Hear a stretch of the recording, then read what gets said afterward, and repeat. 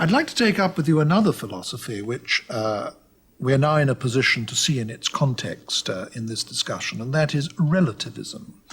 It's very fashionable in the modern world for people to believe and to say, well, any opinion is as good as any other opinion, there is no ultimate truth, therefore you can almost, as it were, shop among philosophies to buy the one that suits you best. And it's clear to see how this arose in the context that we were discussing earlier. Namely, you get a breakdown of traditional authorities. People no longer know where to look for the validation of their beliefs, and they come in the end sometimes to think, well, beliefs can't be validated, they're all equally valid or equally invalid.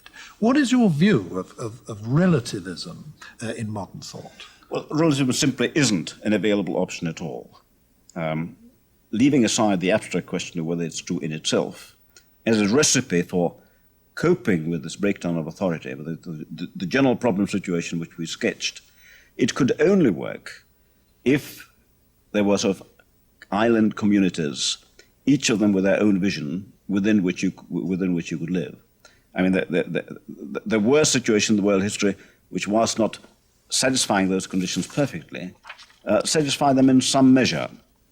They're the celebrated story about the man who asked the Delphic oracle as to what rites he should observe, and the reply was, in each city, observe the rites of their city. That's all right. In ancient Greece prior to Alexander, there were identifiable cities, and a man who was told to observe the rites of the city he was inhabiting could in fact do so, or the city he was visiting, as the case may be. If, on the other hand, there are no well-defined isolable communities, if in fact the terms of reference are what we sketched out, namely rapid change, a kind of global world with overlapping sub-communities in disagreement, when you tell a man to do in Rome as Romans would, he doesn't know what you're telling him to do, because there's no unambiguously marked unit called Rome or in fact any other city. Relativism is not an option for this kind of reason.